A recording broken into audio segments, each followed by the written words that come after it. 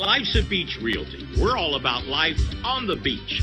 Stunning Panama City Beach and one of the most beautiful properties on the Gulf Coast.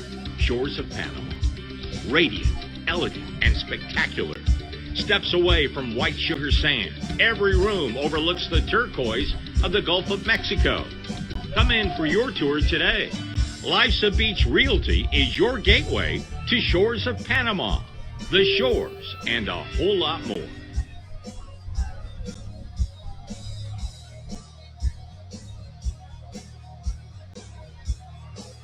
Oh, yeah. Peter, 3 minutes till we go live, baby. 3 minutes.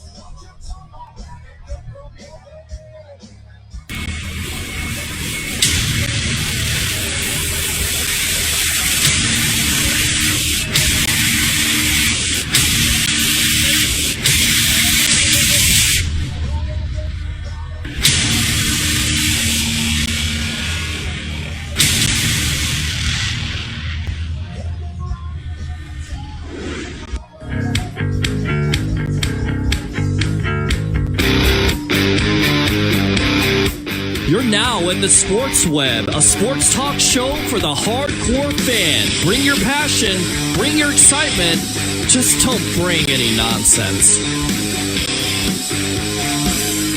2 minutes.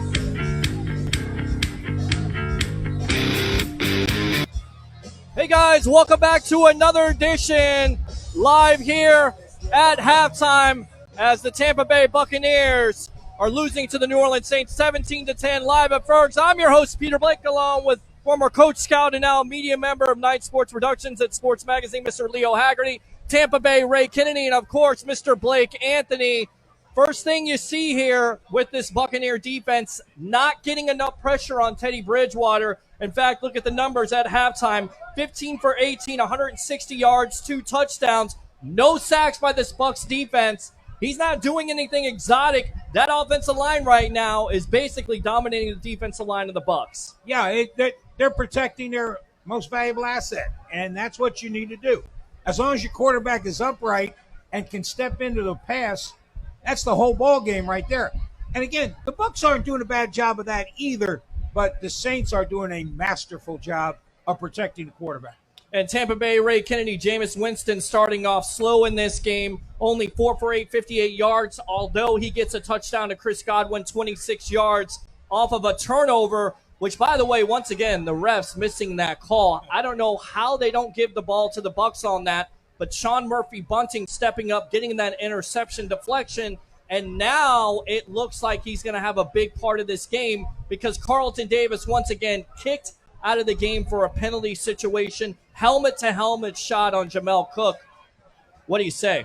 Well, I understand the fact that when they went back to that, I just didn't understand how they missed the fumble on that punt in the first place. But they got to go back and say that, inconclusive. It wasn't inconclusive that we had gotten possession of that football out of the pile, so I get that end of the call. But it was a total crap move that they missed the call in the first place.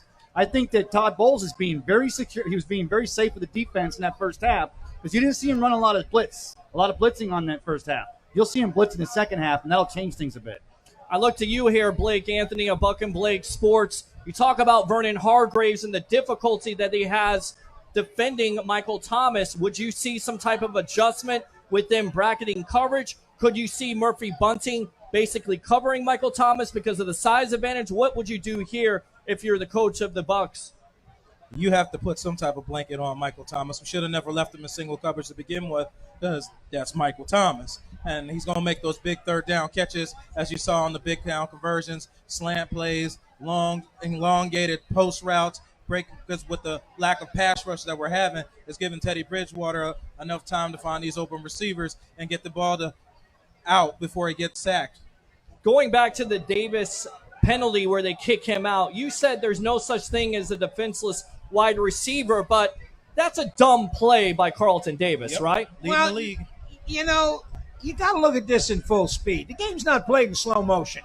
The guy catches the ball. He's aiming for the top of his chest. He lowers his head a little bit. You got to start looking at intent. Was he intending on no, not at all. And again, they keep saying defenseless receivers. Why is he defenseless? Well, you just ran a dumb route and threw the ball behind him to make him defenseless. I don't understand that ever because it's football, and your job is to tackle on defense. And it's football live here on a Sunday at Ferg's, 1320 Central Avenue in St. Pete. Whether we're going to watch the Tampa Bay Lightning, the Tampa Bay Rays, or, of course, the Tampa Bay Buccaneers, who right now are losing to the Saints 17-10. Second half adjustments, Leo Haggerty. Murphy Bunting on Michael Thomas, or do you continue to go with Vernon Hargraves one-on-one? Because right now, Thomas can't be stopped. 6 catches, 102 yards in that 14-yard touchdown. And if you watch the replay, clearly beats Vernon Hargraves on that double move. Yeah, and when he's making a double move, that means he's getting protection. Bottom line is they got to find a way to get to the quarterback. They got to make Teddy Bridgewater uncomfortable. Again, I am preaching this till the day I die. An NFL quarterback, I don't care who he is, if he can throw it where he wants to, when he wants to, and how he wants to, you're getting beat. That's just the bottom line. Tampa Bay Ray Kennedy scores around the league. The Panthers are finding it very easy getting the ball to McCaffrey in the end zone today. They're up 21-14. You got the Cardinals on top of the Bengals, 13-6. The Falcons on 1 point lead over the Texans. Mr. Bill O'Brien does appear to be doing his once again annual try to lose my job trick. The Vikings are beating the Giants. Of course, they found an answer to the rookie quarterback by the score of 18-7. And the big surprise, the Raiders up 17-0 over at the stadium the Bucs play the Panthers at next weekend. Tottenham Hotspur Stadium over the Bears, keeping Khalil Mack silent, up 17-0. And Khalil Mack not a factor in that game versus his old team. I mean, really, that has to be the surprise of the day. But Trubisky not playing in the game. Chase Daniels showed, do you think the Bears can come back in the second half? It's going to be really tough. They're already lackluster in the wide receiver position in Chicago. And now that you're starting quarterbacks out, it's even putting a more damper on it, having Chase Daniels come in and try to muster up some points. It's going to be tough. They're going to have to get some turnovers and fight their way back into this game and try to limit scoring on defense as much as they can. Couple Peter, more. Real quick, the first key to this game is the Bucs defense has to stop New Orleans right off the kickoff. If they get up more than a score, it's going to be look rough. out. Now it's a problem. They got to get a stop, get the ball back, and keep this game within a score. Yeah, I agree, Leo. It's their Bucs defense been right now. If it ain't Shaq, it ain't nothing.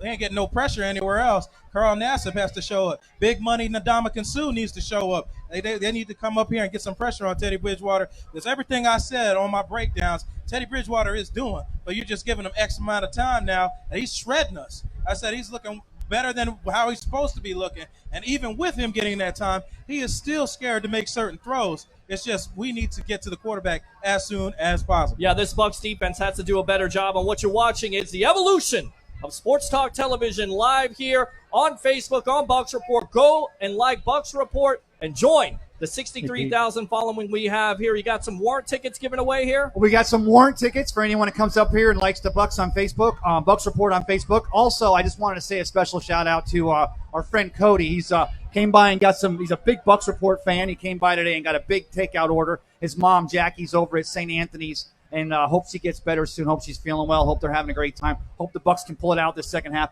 Look for Levante David to make a big splash in the second half, guys. He was quiet in the first half. I think they're playing a conservative defensive type zone. I think Levante gets off in the second half. Yeah, and I tell you right now, with Teddy Bridgewater throwing short, if you don't give him that time, if you put pressure on him, make him throw that short pass. Maybe one of these Bucs corners like a Murphy Bunting or even a Hargraves can jump that route. But if you're giving him more than 3 to 5 seconds to throw the ball, he's going to pick you apart. What do you see here, second half adjustments for the Bucs? They're definitely going to have to run some type of bracketing. You're going to have to run some mixed coverages. You're going to have to disguise some way to get some pressure on that defensive line. And it's going to help the secondary if you're giving them less time to throw the ball. These corners can jump route. They can play tighter coverage. Right now, Teddy's getting all the time he needs. I know Leo talked about earlier getting Shaq Barrett twisted inside, but the Saints clearly game plan to stop Shaq Barrett. As I said previously, this isn't going to continue every week. This is a very competitive league. They're not just going to let this man just ransack through every team and not do anything about it. The running game with Ronald Jones, it's kind of gotten a lot of people saying go away from Barber, go with Jones. Is that what you see? Or do you keep on continuing with Barber and Jones at this point? I may go a little bit with Barber in the third quarter just to wear that defense down. Because I'll tell you what, Ronald Jones is a weapon. You know, not only in the running game, but in the passing game. Don't be surprised to see a wheel route up the sideline if they can get the Saints in a man coverage scheme. Yeah, absolutely. So at halftime, the New Orleans Saints are leading the Tampa Bay Buccaneers 17-10. Final thoughts. I'm good. Blake. Take advantage of them weak linebackers on defense. Get the ball to your backs out of the backfield and your tight ends. Where's O.J. Howard? Sad to say, I'm sticking with my outcome. I just got to see more out of that pass rush. And where's the offense at? Jameis Winston, Bruce Arians, and, of course, Byron Leftwich. I think they're calling somewhat of a conservative game. They got to let the training wheels off the second half. We'll see what happens. For the great Leo Haggerty, for the great Tampa Bay Ray Kennedy, for the great Blake Anthony, I'm your host, Peter Blake, giving you something to think about. We'll see you after the game.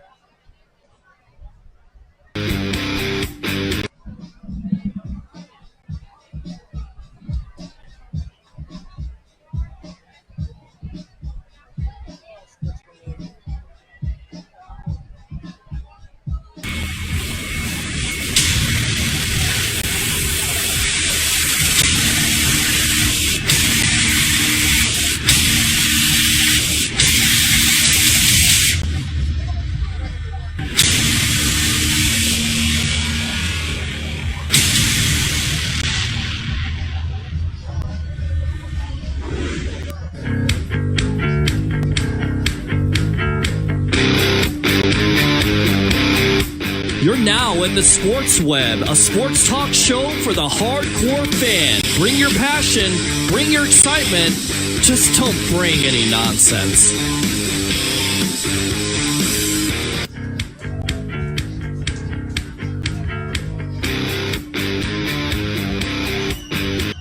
At Life's Beach Realty, we're all about life on the beach.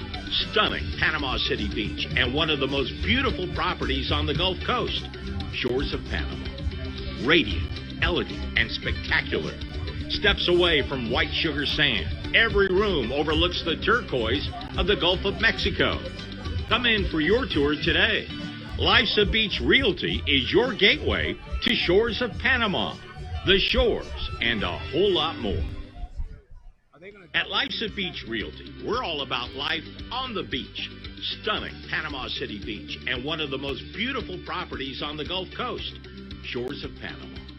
Radiant, elegant, and spectacular. Steps away from white sugar sand, every room overlooks the turquoise of the Gulf of Mexico. Come in for your tour today. Life's Beach Realty is your gateway to Shores of Panama, the shores, and a whole lot more.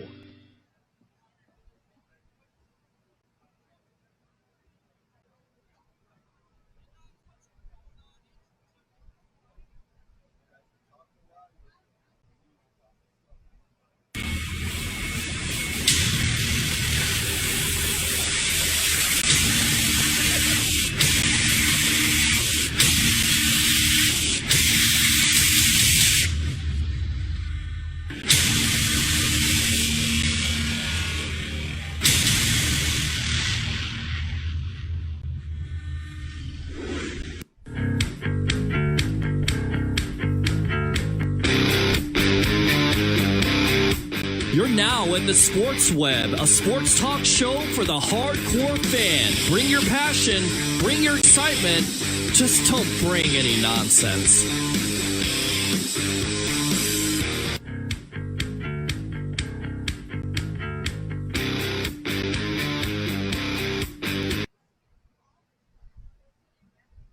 Hey guys, welcome back to another edition of the evolution of Sports Talk Television, live here nightly on Bucs Report. It's the Sports Web. I'm your host, Peter Blake, along with Mr. Tampa Bay Ray Kennedy in the house, Mr. Leo Haggerty, former coach scout and now media member of Night Sports Productions. It's Sports Magazine, and of course, we're going to get you ready for the Tampa Bay Buccaneers versus the New Orleans Saints. And gentlemen, look at this game right now. The Bucs are in second place at 2-2, a surprising victory over the LA Rams, 55-40. Who would have thought that? Wait, Peter. The surprise was the score, not the result. You and I said on this show, and some people are taking late credit for this, and I'm not going to say who it was, but you and I came out on this show. I came out on itsportsmag.com, flat out said the Bucs will win this game. Yeah. Did I say Did I think they were going to win at 55? No. I thought it'd be with a late field goal. But, again, we're going to get into my 4 points in a minute, but I was spot on. Speaking of late field goals, you notice that last week Matt Gay went to the white cleats and the gone to the fluorescent green. I wonder what the game before that week. Only you would say that. He probably burned the shoes. I got a big crush on the Ute boots, so I'm just going to go ahead and put it out there. But I noticed he had them nice and shiny white cleats, so something tells me Matt Gay is going to be lined up for the rest of the year. So we're live here at Ferg's, 1320 Central Avenue in St. Pete. Whether we want to watch the Tampa Bay Lightning, the Tampa Bay Rays, let's not talk about that game last night, or the Tampa Bay Buccaneers home, a Bucs report, and the evolution of sports talk television. It's the Sports Web. So let's get into it here with Jameis Winston after that performance versus the 49ers. He has been a totally different quarterback, 8 touchdowns, 2 interceptions, but he has a tough test today versus a New Orleans Saints defense that only gave up 10 points to a highly potent Cowboy offense. What do you see in this matchup? Well, let's call balls and strikes here. The Cowboys were 3-0, but the combined record of the teams they beat were 1-8. And you know what that one was? The Giants beating the Bucs, where the Bucs really beat themselves. Right. But New Orleans, what you got to watch with them is they're sneaky. And they're sneaky in the sense that they will shut down something you don't expect them to shut down. Right. And again, we talk about Marshawn Lattimore. Will he go to Godwin? Will he stay with Evans? Sean Payton is the wild card. Yeah. You don't know what he's going to do. He's going to do something. This is a guy that onside kicked in a Super Bowl on a second half. So, nothing is out of limits with him. Yeah, no, absolutely. Well, with regard to Jameis Winston, right? So we saw last week, Jameis Winston's really not calling a lot of at-the-line audibles. He's pretty much going with the offense that's being sent into him via his headset or Byron Leftwich. The second thing, though, and Leo, you and I were touching on this before the show here, is that if this game were at Raymond James Stadium, then I think the Bucs would be favored. Now it's in New Orleans, and all they get is the 3 point. They're favored by 3 points, which the home team gets by default. Now, like I was just saying, Jameis Winston's not calling as many audibles, so I'm not so sure that the loudness of the Superdome comes into play. But you know that Sean Payton, he's a gambler. He's the Riverboat Ron kind of guy, so he's going to have something up his sleeve. And you know what? When you look at what's going on there in the Dome, everybody thought as soon as Drew Brees went down, this team was going to collapse. Teddy Bridgewater is not chopped liver. Let's be real here. Now, I was in Minnesota the week he got hurt. What people don't realize, he damn near died on the practice field. I've never heard a team, and again, guy who I know texted me and said, we stopped practice. I said, well, no, we went in. We didn't think he was going to make it. Yeah. That's how bad he got hurt. It was like Vietnam. Yeah, there was artery damage there. Oh, yeah. They were worrying about the bleeding. And him to be back in is amazing. Well, you look at Bridgewater's statistics last week, 23 for 30, 193 yards, 1 interception. And once again, this offense of the Saints is very much different. And still, with that being said, the Bucs team last year, even with the backup quarterback, beat the Saints on the road. But this is a totally different team. And the reason why it's a totally different team, 2 things here. Number 1, Shaq Barrett right now, 9 sacks, NFC Defensive Player of the Month. He has been a man among boys at this point. Go ahead and talk about him a little bit and what he's brought to this defensive line and what he can bring against this Saints offensive line today. Well, you're going to have 2 pretty good offensive tackles he's going against. Basically, Ramsey is going to be the one guy he goes against. Sure. But when you look at what the Bucs are doing, and again, let's give credit to that front 4 because they're creating single ups for Barrett. Yeah. And Ndamukong Suh, Vita Vea eating up double teams. Because if you don't double them, they are going to crush your pocket. And let's give Golston and Nassib some credit. They're actually doing things that we didn't expect them to do athletically. And Shaq Barrett's just picking his spot, and Todd Bowles is finding the spot for him. And you know what? Sign of a great player is to make a great play when you have a chance. He's making great plays. The other point of contention here, Tampa Bay, Ray Kennedy, is the fact that this offensive line did a hell of a job last week versus Aaron Donald. And we'll get Brian Baldinger's breakdown of what that offensive line did in a moment.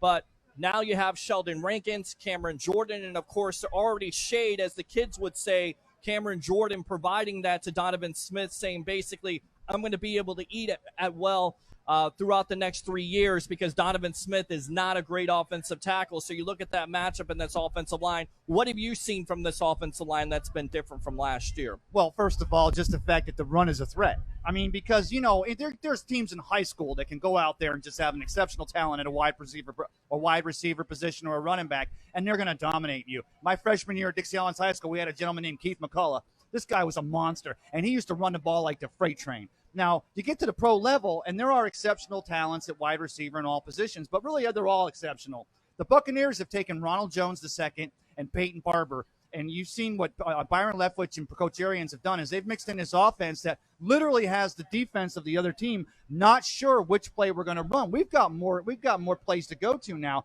and just the threat of that run opens up that top 5 passing game. And when you put those two together, you got quite a productive offense. You know what, Peter? Let me bury the Rams game here real quick. Sure. And I want to go to my 4 keys. And again, first one was forget about it. They had to get past that loss, which they did amazingly well. Second thing, keep your foot on the gas. We knew it'd be high score. We didn't think it was going to be 50, but we knew it was going to be in the 30s. That they did. The third thing was stay in the game. It's great when you got the lead. 67%, folks, look this up. 67% of the time, just a tad under, the team that scores first wins in the NFL. That's an amazing stat. And the last thing, when you look at what the Bucs did, is keep Goff guessing. Take the page out of what the New England Patriots did. Bingo. Give him a look that he's not going to see when the ball was snapped. And if you look at the 2 interceptions, he hit a guy right in the chest because he didn't think he was there. The Bucs didn't show it. Great job there by the Buccaneers. Now let's move on to the Saints. Well, I tell you what, let's go back to the Rams game. Let's see what this offensive line did according to Brian Baldinger, and we'll be back on the evolution of Sports Talk Television live here at Ferg's, 1320 Central Avenue in St. Pete. Here we go. Inside 4-eye technique. And Aaron Donald here on the very first play of the game was met by 2 bucs, Ali Marpet and Donovan Smith. They take him out of this play like they took him basically out of the game, which is hard to do. He just ruined the Cleveland Browns offense and the New Orleans Saints offense in back-to-back weeks. But they had a game plan for Aaron Donald. Sometimes Ali Marpet had to block the great Aaron Donald by himself. Look at the technique. He doesn't get overextended. He stays strong. His feet stay moving, and he stays in front of Aaron Donald so he can make this throw. Jameis Winston here to Cameron Brake. It was a game plan all game long. Here, Ali Marpet tapping the center, Ryan Jensen, as he gets set to block Aaron Donald on this play over the middle. Look at the technique. Donald is trying to chop, club, rip, but he stays on him, and then here comes the center, Jensen, to finish him. Right there, double. 2 hats on Aaron Donald almost every single play. So this offense could set a record. Chris Godwin, a record-setting day catching the ball. Here he is right now, over Marpet. On this throw, over the middle to O.J. Howard. Excellent job right here. When Marpet needed help, there was Rojo. A back was on him. There was a double team. He took the brunt of the hit, but he did what he had to do to slow Aaron Donald down on this play. Then they screened away from Aaron Donald. Smart. Let him come upfield, and even when he came upfield, he was still met by the back. Now they screened away from Aaron Donald. Smart game planning right there. Sometimes he went over the right guard, Alex Kappa, and Kappa gets the first hit. Dotson's helping, and then here comes Jensen, building the picket fence right here so that Jameis Winston has time to float this to Chris Godwin for the touchdown. On this twist stunt between the 2 tackles, Michael Brockers and Aaron Donald, watch the back follow Aaron Donald. When Donald comes free, he's there to meet him. They had a game plan, play to play to play. It involved the back and the tight ends. Here he is outside of Cameron Brake. Now the back comes to him. DeMar Dotson's waiting for him. Here comes Jensen pushing the whole thing, widening and building a picket fence so that Jameis Winston could have time to make this throw to Bobo Wilson on 3rd down for a key first down in the game. Now watch Ali Marpet and Ryan Jensen right here on this touchdown throw to Cameron Brake. Marpet widens him, and when Donald starts to make a penetration, he gets bumped by Jensen. Cameron Brake catches the first touchdown by a tight end all season for the Bucs. Here it is, the score, it's 3rd and 6, 45-40 right here. Here comes Aaron Donald right here over Donovan Smith. Donovan Smith does a good job of putting his hands out and staying in front of him, not getting overextended. And here comes Marpet to double and help out. 2 Bucs on Aaron Donald, nearly every single play. Here he is over Alex Kappa, the right guard, in a 3 technique. He tries to swim him, but Dodson's there to help. Jensen's looking at him. 6 eyeballs, 3 men all looking at Aaron Donald so he can make that throw over the middle. In the run game, they ran away from Aaron Donald. Smart move on this touchdown by Rojo. The 5 yards right up the middle. Donald takes the outside release, and he's met by 2. They run away from him right here. Now he collapses inside, does what Aaron Donald does. But meanwhile, Rojo gets in for the touchdown run. And a big run late in the game. Final 4.5. All right, guys, welcome back here to the Sports Web, the evolution of sports talk television. I'm your host, Peter Blake, along with Mr. Leo Haggerty of Night Sports Production, former coach, scout, and now media member. And we go up, of course, we got Tampa Bay Ray Kennedy and Mr. Blake Anthony in the house. And I know you're my tape guy. You do Buck and Blake Sports on Monday and Thursdays. You watch that Brian Baldinger breakdown, guys, and you can clearly see that this was about coaching. I got to get your thoughts on how they game plan versus Aaron Donald. Do you see them doing the same thing versus a player that doesn't necessarily, he kind of resembles Donald to a certain degree, but in Sheldon Rankins and Cameron Jordan, especially Rankins, what do you see with this offensive line and what they can do today versus the Saints? Well, definitely, without a doubt, Cameron Jordan is the Saints defensive captain, their leader, their go-to guy. And I would say you treat him just the same as you did Aaron Donald. If you think he's their impact player on that defensive line, then you make a game plan against him. From last week when I saw them, they were running against Dallas, it looked like to be running the same kind of defense we were running, 3 down interior linemen with Cameron Jordan standing up on the edge, bringing the pass rush and run support ability. Although what I did see, though, with Cameron standing up, rushing, he's not as explosive as he is with his hand in the dirt, what he's so familiar doing in college at Cal and here in the NFL. So I expect the Bucs to take a serious consideration into Cameron Jordan. If Rankins does come through, which I expect him to make some plays but not be a huge impact, because the Rams also had some pretty decent defensive interior alignment as well, and they were held in check.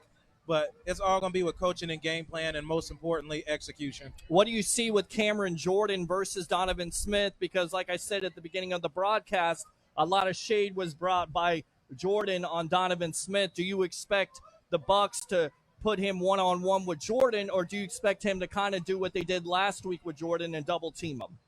I expect the Tampa Bay Buccaneers trying to win a game for the Tampa Bay Buccaneers and not worry about individual battles within members or what other players say on other teams. That's just bulletin board talk when people say stuff like that. So you go into the next game with some motivation and some kind of oomph when you get a chance to stick it to them when you get a chance. Absolutely. So, Leo, you watched that game breakdown with Aaron Donald. He was a non-factor last week. You see the coaching and what it can do at this point. And basically, when you have an offensive line that shuts down or neutralizes the best defensive player and you give a quarterback like Winston time, this is what you get, right? 4 touchdowns, 1 interception, 385 yards. Tremendous performance by Jameis Winston. Absolutely. And let me take our viewers inside what happens when you sit down the first time to put together a game plan in a coach's room. You sit down and you say, which person on the defense or the offense can affect the game and win it for them?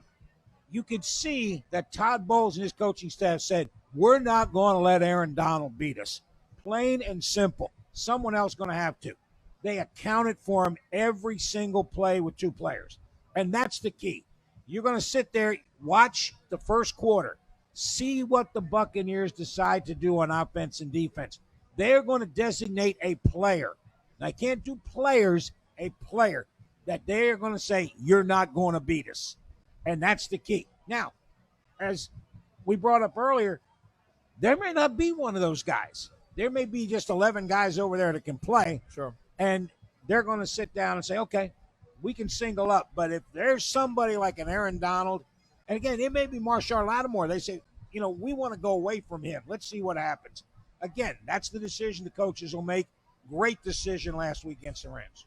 Well, Leo, you and I were talking about, right, Devin White comes back today. We're going to get our first look at real season action from Mr. Devin White other than, one play in the Niners game. I know he hurt himself in practice. Right. But I want to see if the Buccaneers, I want to see if that mad genius Todd Bowles, we were talking, goes to like a 3DB 5 linebacker set. Because obviously bringing Devin White in, we don't want to lose Kevin Minter. Kevin Minter and what he's been doing since Devin White's been out. But now you got with the speed we have, the linebacking core, and keeping the Saints on the guessing game, not knowing where the rush is coming from. We go to a 5 linebacker, 3 DB set with our good 3 down linemen, and that's where the magician comes in, I think. And you know what, Ray? You bring up a great problem. Who do you take out? That front 7 is playing really well as a group. Do you take out Carl Nassib? Do you take out Golston? In passing situation, I take out Golston and put in White because now he can play inside, outside. He can cover. He can rush. But the one thing you got to remember, Coach, it ain't broke. Don't fix it. I think you see Devin White whenever Teddy Bridgewater's in. If they're bringing Devin back slow, if he's not 100%, still wearing the brace, what have you, every time that RPO backup quarterback of theirs, the guy Jason Hill, every time he comes in the game, I think Devin White comes in and he plays his shadow. But I think if Teddy Bridgewater's in, we go to a straight passing offense because Teddy Bridgewater might still be able to run, but I don't see him becoming a big running threat. Well, the reason why you draft Devin White in the first place and what you're watching is the evolution of Sports Talk Television live here from Fergs. I'm your host, Peter Blake, along with Mr. Leo Haggerty, Tampa Bay Ray Kennedy, Mr. Blake Anthony in the background there with his film breakdown. Monday and Thursdays here live on Bucks Excellent, Report. by the way. Excellent, Absolutely. Blake. Devin White, the reason why you draft him in the first place is because you want this matchup with Alvin Kamara, who, gentlemen, has absolutely killed the Bucks defense. So this is why you draft Devin White in the first place. No Jamel Dean today. He's inactive. No Tanner Hudson. The other matchup to look forward to is wide receivers, right? The Bucks have 2 wide receivers, and, of course, Evans and Godwin. Lattimore, who's he going to cover? Eli Apple seems like he could be the liability versus one of those wide receivers. And then you look on the other side with the New Orleans Saints and that big, massive wide receiver in Michael Thomas.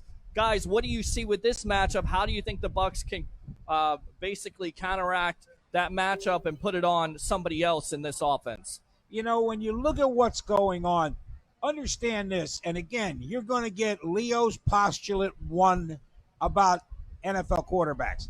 If the NFL quarterback can throw it where he wants to, when he wants to, you're getting beat 75% of the time. So if the Saints are getting a pass rush, it takes a whole lot of pressure off their corners because indubitably, SAT word of the very day. nice. There's Leo, full of word. it again. There you go. Good stuff. Indubitably, pass rushes equate to mistakes by quarterbacks. Yeah, absolutely. Let's talk about what Rashard Perriman's out today, too, on the inactive Rashard list. Perriman not active, so now the Bucs Some offense. eyebrows went up with that one. Well, they're going to depend on Justin Watson, Bobo Wilson, and possibly Scotty Miller. Or you may see him go to an 11 formation with 2 tight ends a lot more. Because in the dome, nice running game. If you split one of those guys out in a base, you got Cameron Brate or O.J. Howard and the safeties trying to cover him. Or a linebacker. I'll take that every day. Blake, is this where O.J. Howard or Cameron Brate comes in handy? Because you look at O.J. Howard last year in the Dome, had a pretty big game last week versus the Dallas Cowboy tight ends and Jason Witten and Jarwin. They gave up some yards. Is this where O.J. Howard and Brate shine today? Definitely. I had the backs having a big day as well, and I think the tight ends will, as a Saints linebacking core isn't part of their strength. I said they don't really have a whole lot of speed in there. Their leader of that linebacking core is A.J. Klein. If you remember him, used to be Luke Kuechly's backup in Carolina for many, many years. I think they have the advantage, tight ends and backs with the speed if they're in one-on-ones with those linebackers. But definitely O.J. and Cameron Brate or whoever comes in at that position should have some advantage there. Yeah, it's funny, Peter. We talk about they're not getting the production out tight end.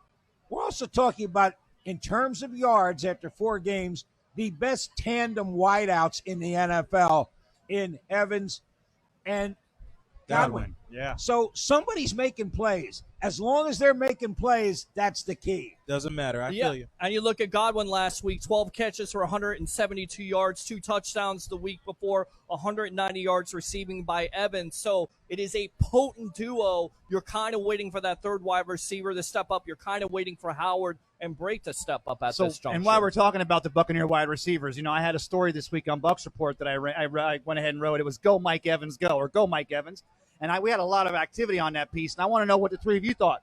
Did any of you three see a problem with the celebration Mike Evans had last week? No, not at all. That's Not announcers at all, right, trying Leo? to make a story. If you want to stop that celebration, you said it best here, Leo. Stop them. Yeah, don't let leave him him catch wide the ball. open. Right. Yeah, let him catch the Bingo. ball. And okay, let's go into the Saints coaching room now. Sure. Who are they going to take away? They got to take away Mike Evans. Sure. So that means now watch. If Lattimore isn't covering him, they're going to double him. They're going to in and out him. Going to bracket coverage, right? Yes. A safety over the top. They're going to correct? bracket him. Okay. Now, if that happens, watch for Cameron Bray. Watch for O.J. Howard They have to come become a big part of this offense. Yeah. No, and what you're watching right now is the evolution of Sports Talk Television live from Ferg's 1320 Central Avenue in St. Pete. I'm your host, Peter Blake, along with Mr. Leo Haggerty, Tampa Bay Ray Kennedy, Blake Anthony of Buck and Blake Sports does some great tape breakdown here live on Bucks Report. Let's talk about this running game. I think this has definitely been a key. 19 carries, 70 yards from Jones last week. Could have had more if the Bucks don't shoot themselves in the foot. And, of course, referees need to go to lens crafters because some of those penalties were ticky-tacky. So this could be my key of the game with Jones at this point. You got that balance. The defense has to basically respect you on that. Once they respect you, that's why the passing game is opened up because of Jones and Barber, of course. Oh, absolutely. The quarterback's best friend is a running game. And the Bucks, understand, I got a little bit on the south side of Bruce Arians the first training camp day because I asked him, I said, Coach, can you win consistently in the NFL with a substandard running game? I never said the Bucks. Sure. And he jumped me right there and said, we do not have a substandard running game. We will run the football. I mean, he's like pointing at me. I said, okay. I'm from Missouri. Show me. There you go. And he did. Yeah. Okay.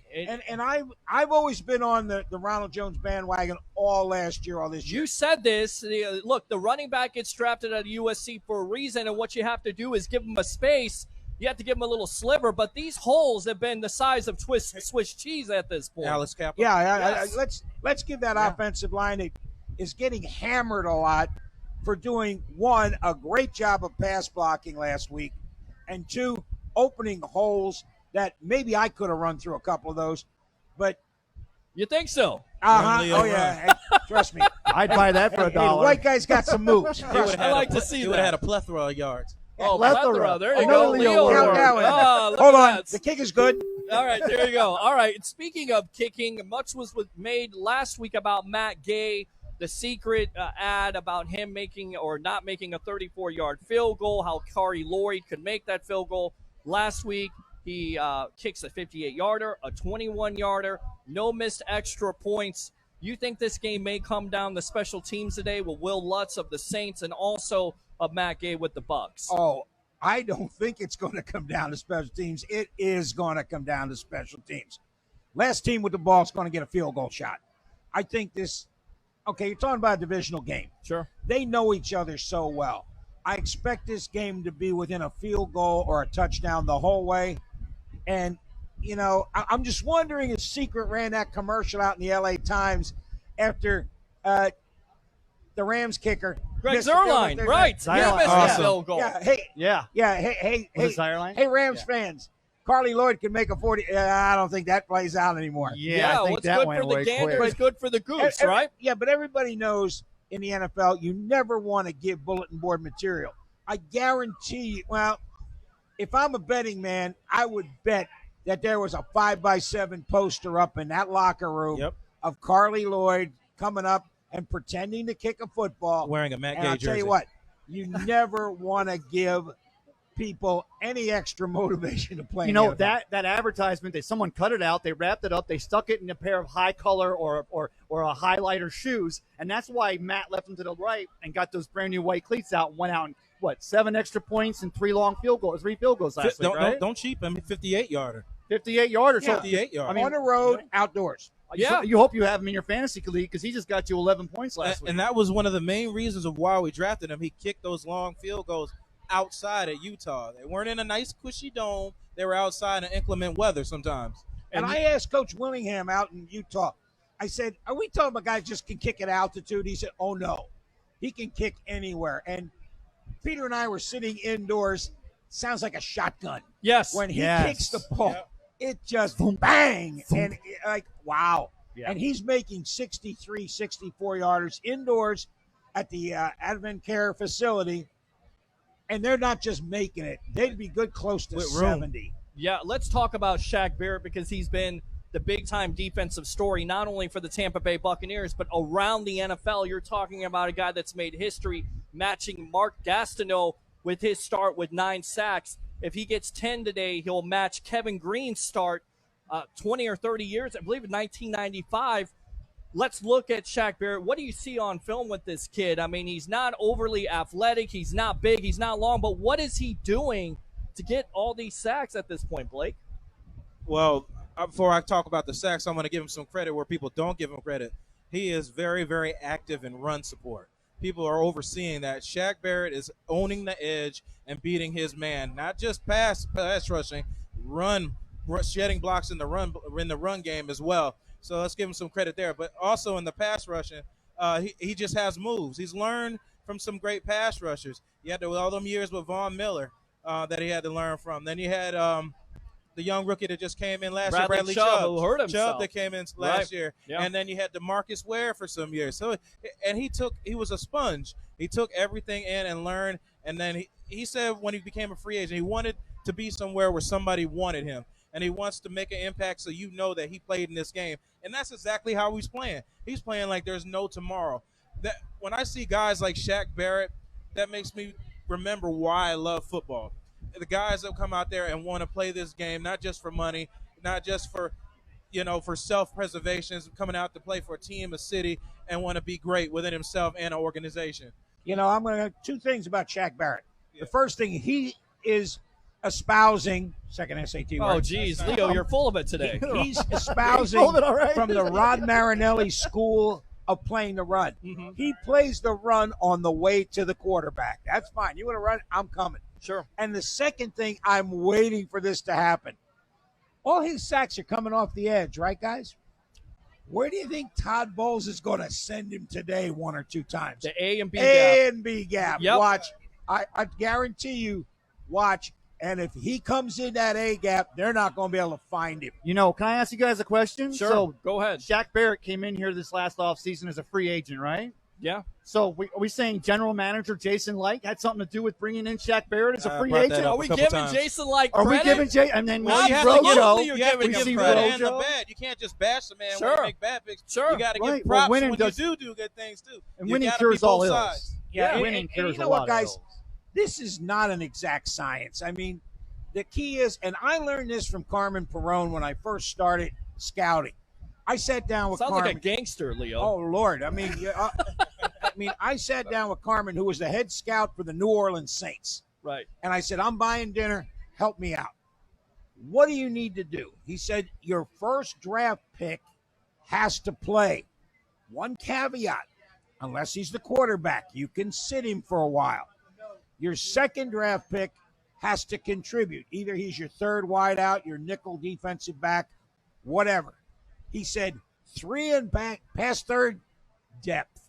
You're looking to try to get somebody in there.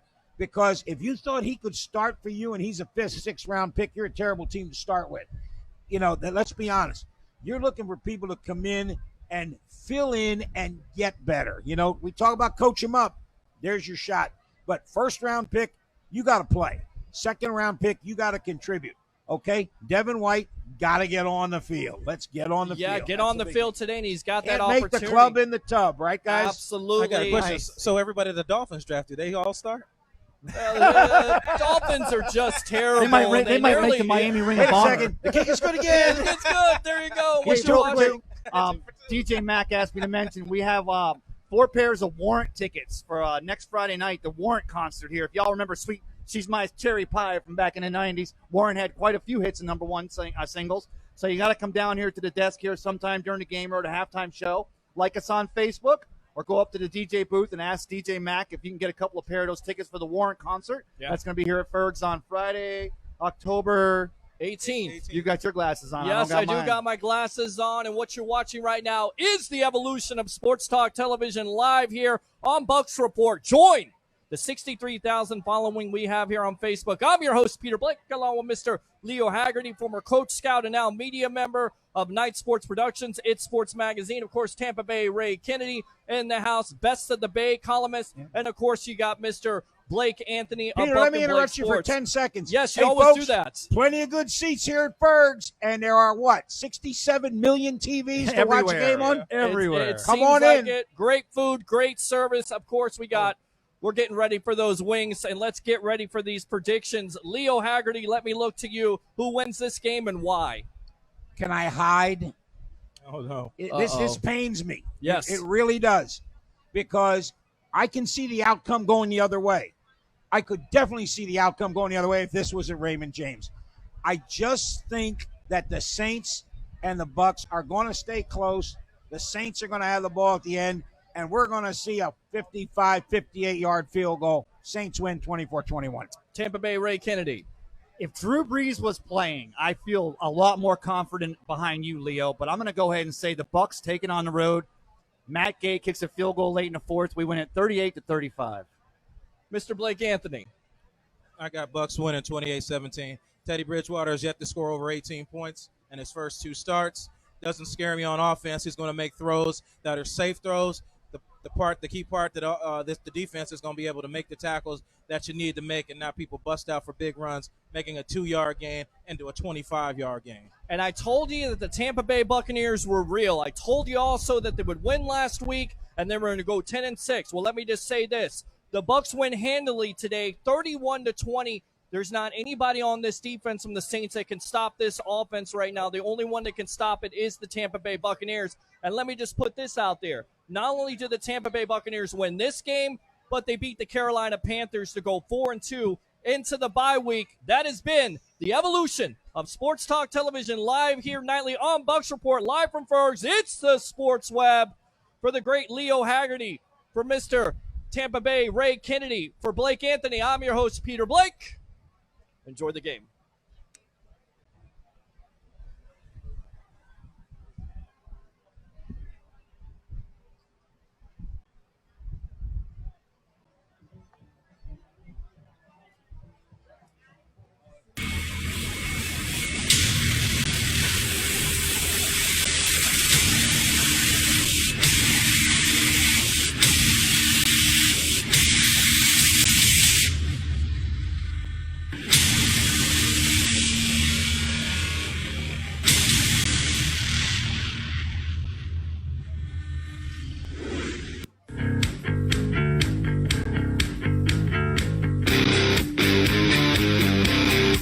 You're now in the Sports Web, a sports talk show for the hardcore fan. Bring your passion, bring your excitement, just don't bring any nonsense.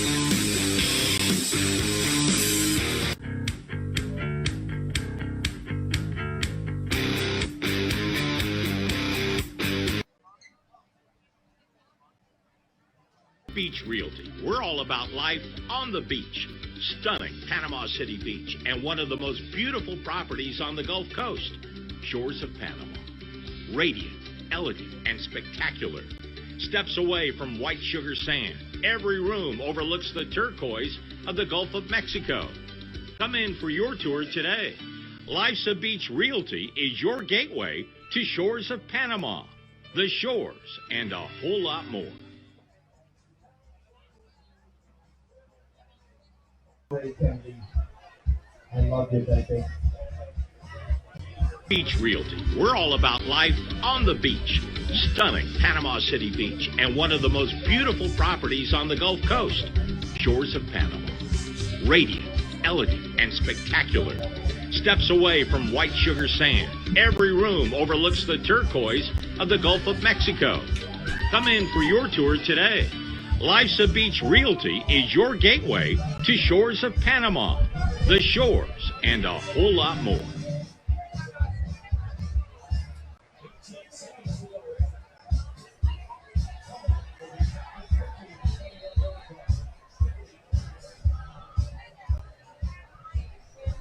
Somebody's car out there. Oh, wow.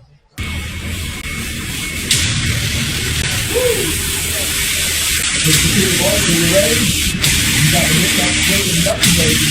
You don't hit the button, we won't make it.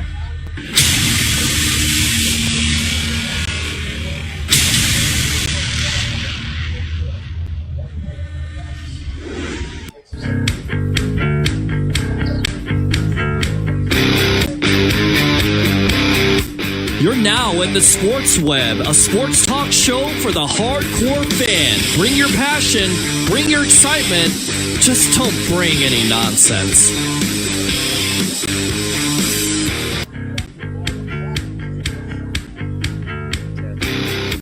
All right, guys, welcome back here to the evolution of Sports Talk Television as the Tampa Bay Buccaneers fall to 2-3 as they lose to the New Orleans Saints 31-24, but really it wasn't even that close of a game at this point. A garbage touchdown at the end, but the story of the game, Jameis Winston didn't have the best game because he wasn't given the opportunity to have the best game. 6 sacks by this Saints defense, a porous effort by the Bucs offensive line today. I'm your host, Peter Blake, along with Mr. Leo Haggerty, former coach, scout, and now media member of Night Sports Productions, It's Sports Magazine, Tampa Bay, Ray Kennedy, Best of the Bay, columnist, and, of course, Mr. Blake Anthony of Buck and Blake Sports as the Bucs fall to the Saints 31-24. So let's start it out. We talked about it in the pregame. It was a clean pocket for the Rams game. That's why you score so many points. But in this Saints game, the offensive line did a poor job. Well, they did a poor job in the second half.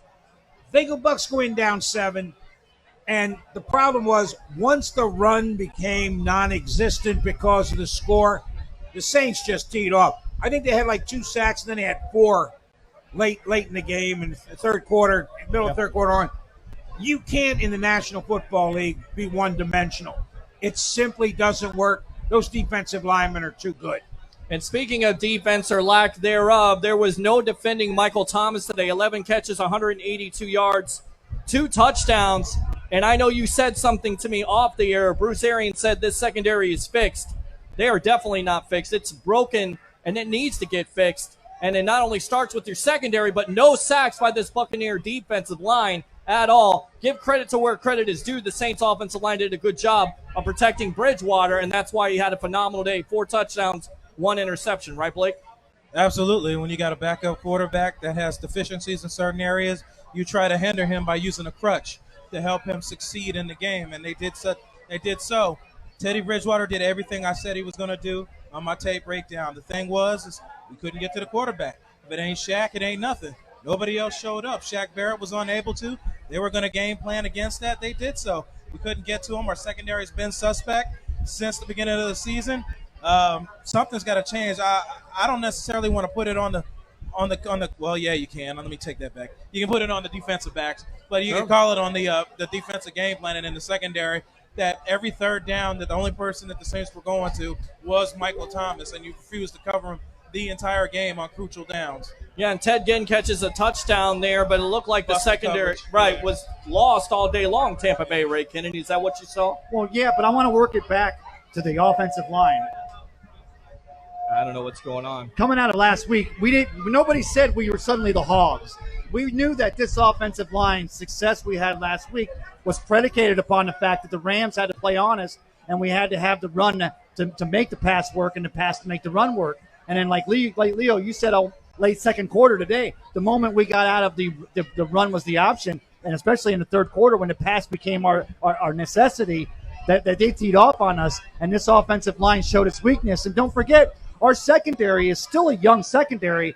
We've had success the last 2 weeks, but it was predicated upon the rush. And when that rush disappears, you give these opposing quarterbacks any time, that secondary is still a weakness. Yeah, still a weakness. And what you're watching right now is the evolution of Sports Talk Television live here from Ferg's 1320 Central Avenue in St. Pete. Whether you want to watch the Tampa Bay Lightning, the Tampa Bay Rays, or, of course, the Tampa Bay Buccaneers, who was not a good day as they fall to 2-3, lose against the NFC South leading New Orleans Saints with Teddy Bridgewater. Look at his final statistics here.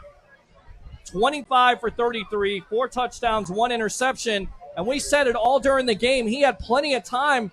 You know, people were put this loss on Jameis Winston, but I think if you look at the tape, the guy barely had 3 seconds to throw the ball. You shouldn't even mention his name. Bridgewater had all day long to throw the ball. Yeah, he did. And the big thing we talked about beforehand was they had to protect Winston. They didn't. They had to make Bridgewater uncomfortable. They didn't. That was the big thing. And the third thing, guys, I'm going to throw this out for you. Mike Evans was on a milk carton today. And here's what bothers me coaching-wise. You got to go into this game and say, okay, they're going to take Evans away from me. How am I going to manage to get him the football? They're going to either bracket or they're going to play under-over. Okay, let's have a couple schemes where we can make it where we go trips one side, split Evans out, where they can't bracket him. Now we get single coverage. Yeah, Chris Godwin showed up today, 7 catches for 125 yards, 2 touchdowns, including 1 at the end. But the big-time matchup, like you said, Mike Evans shut down today, 3 targets, no catches. Marshawn Lattimore, hats off, because he clearly won this matchup, and the Saints clearly game plan for Mike Evans not to beat them in this game, fellas, right? Absolutely. Just to piggyback off what Leo said, this game planning as well. So if they're going to run that kind of coverage, why didn't you hit them on quick hitch routes? Right. Why didn't you call any quick screens? If they're going to play them at 12, give them the ball at 5 and let them work the yards like a elongated handoff. There's other ways to get your receiver involved besides running downfield. I don't think we did it. I'm not sure what we were trying to accomplish. O.J. Howard was MIA. Cameron Brate was MIA. What has happened to O.J. Howard on this team? Because here's a player that has all the potential in the world. A lot of people saying Rob Gronkowski retires, he could be the best tight end in the league. And yet it doesn't seem like Bruce Arians or Byron Leftwich has any idea how to incorporate him, Cameron Brate, into this offense.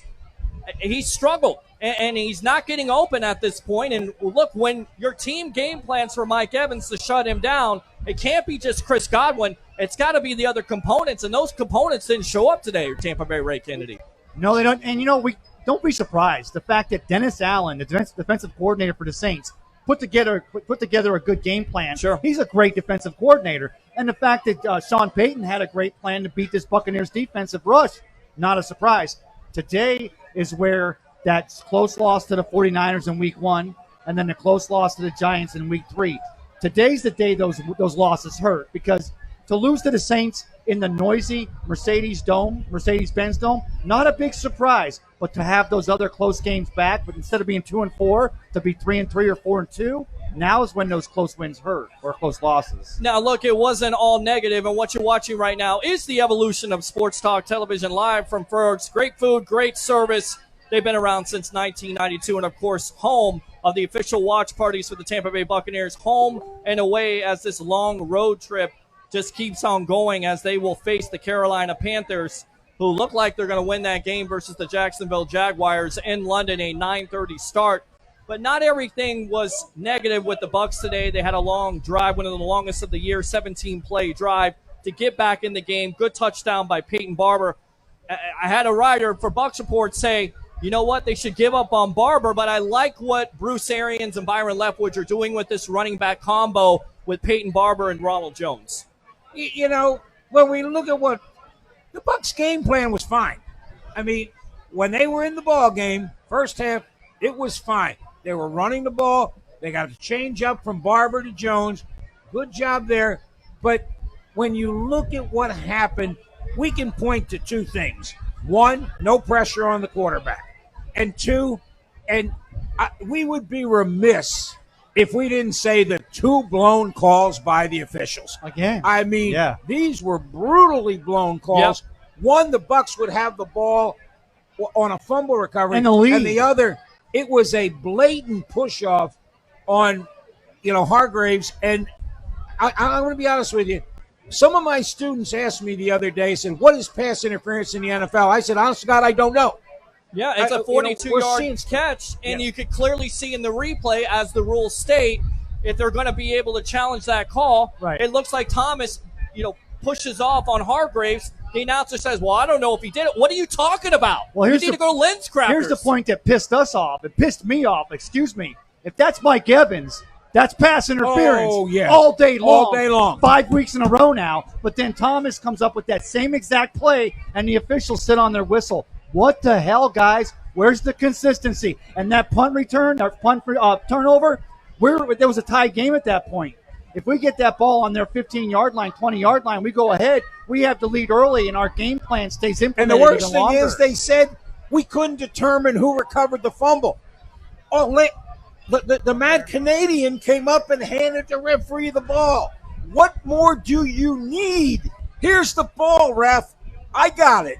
I guess I don't know. It's not the Bucs year yet. It's not the Bucs year with the new coach. They got a year. We got to give the Saints some love because they're the ones we pick. And then the big turnover, the big surprise today. I wanted to win this game so bad, like we do every week. But the big game, the Raiders beating Chicago in England. Nobody saw that one coming. And hand it to John Gruden and the Raiders because nobody would have picked that.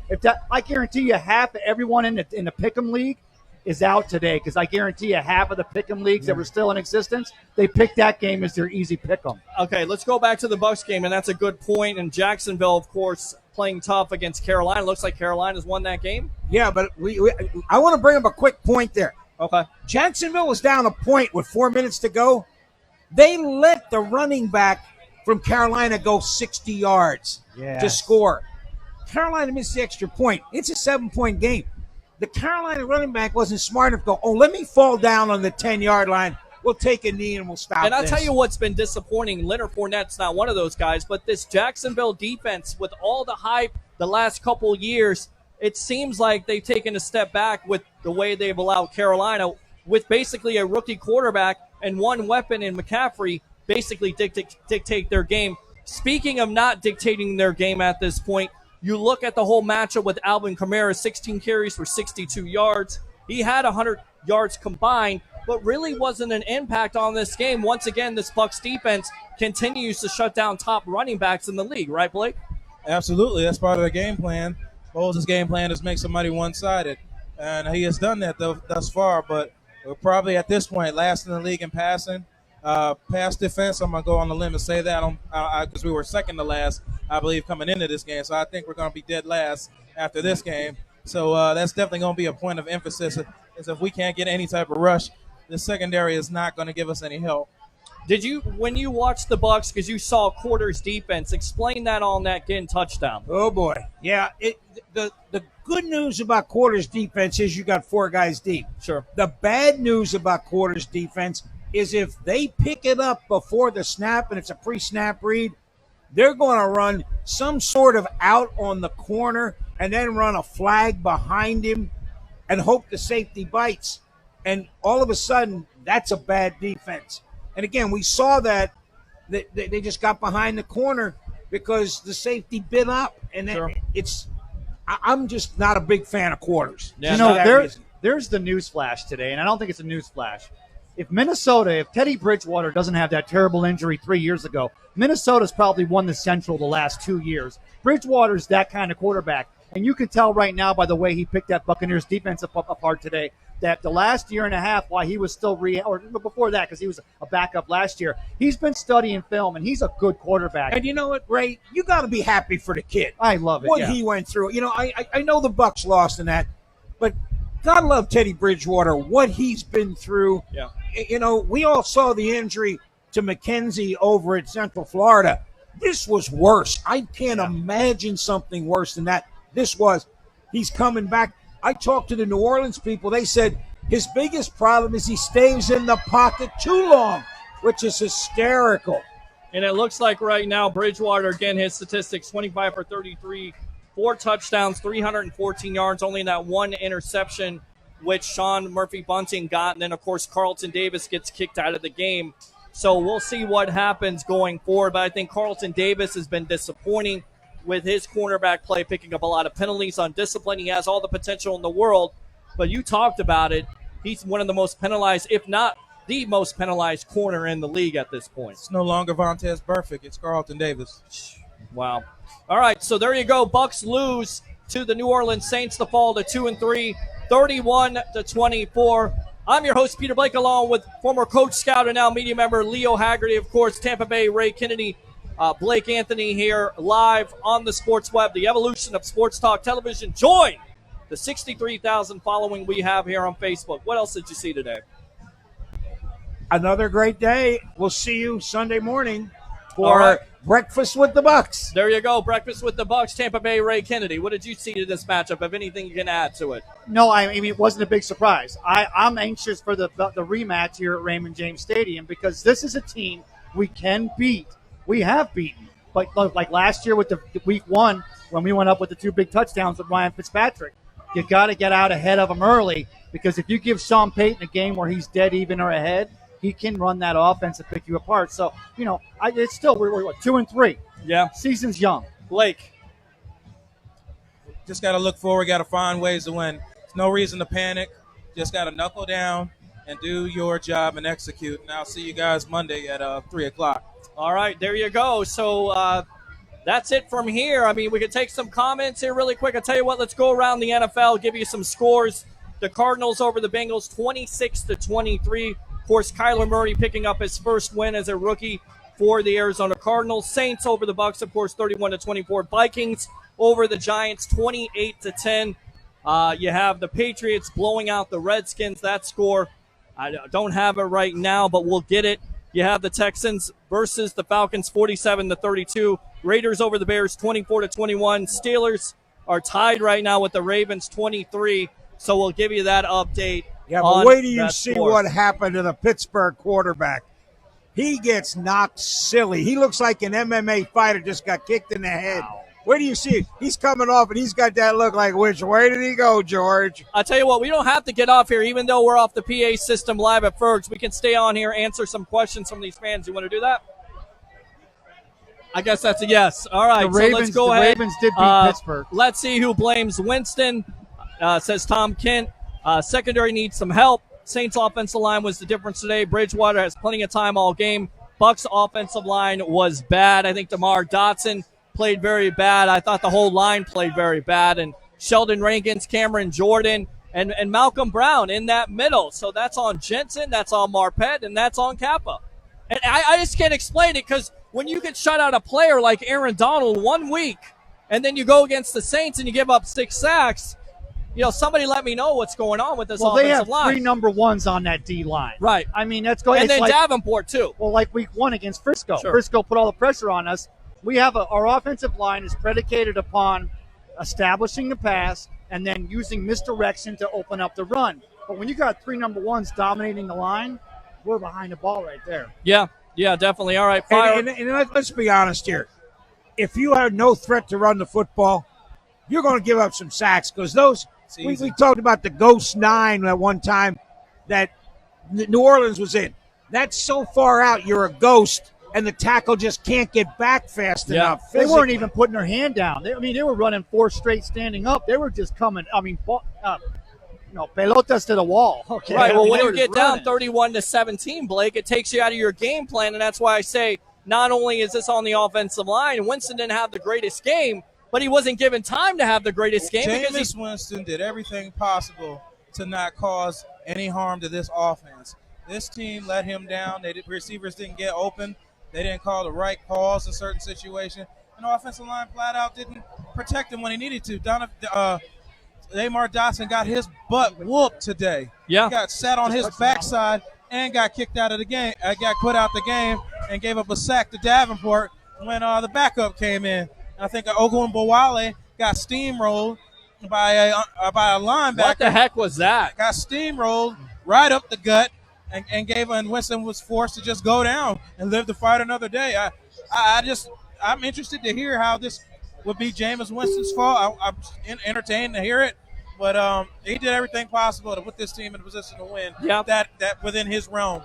I mean, again, you've got to give a quarterback more than 3 seconds to throw the ball, and if you don't, which, again, we saw Winston today try to escape the pocket, try to make plays, but they just had him contained. And because Bridgewater had time, we saw a lot of double moves. Sure. And they're hard to cover, guys. I'm telling you. Yeah. Guy runs an out and up, guy runs an arrow, guy runs a V. They're hard to cover for a reason. Guys Yeah. got time back there. All right, let's see. Corey Brown says fire all players on secondary and offensive linemen. Corey Brown once again trolling at 1,000. And I'll say this: Bruce Arians, his first year, I believe he started out 2-3. They still went 2-6. So you got a big game versus the Carolina Panthers in London. You know what you got. You got to go out there and play your game, and that comes down to line play. It's got to improve, especially offensive line and defense. And no Devin White today at all. None. No impact at all. Yeah, Devin wasn't even in there. I didn't see him. And that's disappointing because we talked about the pregame. If he played, you can't make it out of the tub at this point. And he's been a non-factor on this defense early on in the season. Yeah, and, we've seen now 5 games. Loss, win, loss, win, loss. Win. Probably a win. Because when you look at what's going on, team's still trying to get an identity. Yeah. I mean, and we got a new offensive coordinator, a new defensive coordinator. Yeah. It takes time to develop these schemes and systems. So they're probably another game or 2 away. Like I said, if they can go in to or come out of the Arizona game when they finally get back here 4-5, they got a shot at going 9-7. Definitely. Is Derek Anderson still the quarterback in Carolina? The backup No, now to Kyle Allen. Kyle Allen has been the story, and he's definitely solidified that Carolina offense with McCaffrey. He's given them a chance to win. You watch a lot of film. You see Allen. He looks like a lot better quarterback right now than Cam Newton. Absolutely. And people forget who else is on that roster of the Carolina Panthers. Ex-Florida Gator, Will Greer. I was surprised Kyle Allen beat him out for that, but Kyle Allen seems like he picks up the offense a lot better than Will, evidently. I'll tell you what, here's a scary thing. So it's a final now. Carolina did beat Jacksonville, 34-27. And Jacksonville's defensive line, nothing to be played around with. They've got a solid defensive line. And now that they're starting to get Christian McCaffrey, he got involved early and often in that offense today. Can the Bucs still stop him next week in London? That's going to be the question. That's going to be the question, yeah. If you're the Bucs, do you want to play Cam Newton or do you want to, that's right, I know. That's the bottom line there. Our history against Carolina and their backups is not a good one. We ain't good against And any I don't backups. think Newton's going to play. I don't think you're going to take him across the pond his first game back. I think they got a bye week after this. He's got 2 more weeks. And what you're watching right now is the evolution of sports talk television as the Tampa Bay Buccaneers fall to the New Orleans Saints to 2-3, 31-24. I'm your host, Peter Blake, live from Fergs, along with Mr. Leo Haggerty, former coach, scout, and now media member of Night Sports Productions at Sports Magazine. Tampa Bay, Ray Kennedy, Best of the Bay columnist here. Great Bucs report writer. And, of course, Mr. Blake Anthony of Buck and Blake Sports. Monday and Thursday, you'll be ready to go on Monday at 3 o'clock here live on Bucs Report. Join the 63,000 following we have here on Facebook, because this is the evolution of Can sports I ask talk one television. question to the 3 of you real quick? Yes. Are you surprised with the outcome? I'm not. Just because they're in New Orleans, they're trying to play in that dome, which is a hellhole for a visiting team. You can't prepare for it, right? No, I'm not surprised. I'm disappointed, but obviously not surprised. You called it, Leo. I'm surprised because, look, when you were able to basically shut down one of the best defensive linemen in all of football in Aaron Donald, and then the next week give up 6 sacks, that to me is inconsistency. I'm surprised by that performance. And then on top of it, much has been made about Shaq Barrett getting after the quarterback, but yet where's Carl Nassib? You know, we didn't get a chance to mention it this week. A report by TMZ Sports says that JPP will be back by week 8. You need him at this point. As you can just hear it right now, you have the Packers and the Cowboys going on, and I don't care. I'll continue to talk. Blake Anthony, JPP may be back by after week 7. I think you're going to need him because I think Carl Nassib, with how young he is and how much potential, he's been very disappointing. Yeah, in his defense, we did change a whole new scheme on him. So, yeah, I mean, he is still trying to fit in, but he's got to show up. I mean, he's shown up a couple games, just missed some sacks by a step or 2. But like I said, if it ain't Shaq, it ain't nothing. Somebody else got to produce, man. Yeah, I mean, JPP coming back after week 7. You believe this? Because the guy looks like he's in shape. You have this video comes out He at said TMZ. best shape of his life, his words. I mean, TMZ Sports comes out. JPP much needed because, again, like Blake said, like you said, like everybody said, they're going to start game planning the Shaq Barrett 9 sacks. He had nothing today. And well, my first instinct is when you say JPP comes back after week 7 or week 9 or whenever. Week 8, yeah. My first instinct is why? Can he play offensive line? But the truth is, if we have that pressure on the Saints early and often today, and we keep that game close, we stay in our game plan, that running game does work, and the inefficiencies in our offensive line don't show as badly.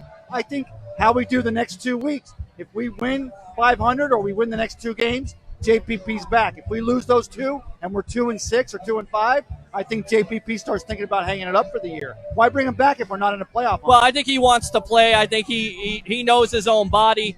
You're exactly right. I think they may be 4-5 in a situation where they're good. The schedule gets easier, but still you're on the road versus Carolina, of course, at London. Then you're at Tennessee. Then you go to Seattle. We saw how tough Seattle was. And then you come home to Arizona, who got their first win today. No easy test, but still a winnable game. And the rest of that schedule is pretty easy considering you have Atlanta, who's struggling. You have the Texans, who won today versus Atlanta. You have the Colts. Very winnable games, but again, you have to protect your quarterback, and you also have to get after the quarterback. 2 things in the NFL. Yeah, it's again, I'm not surprised. Right. It's playing out the way I thought it would. Go to London. You're the home team, so at least the referee knows who the home team is. Right.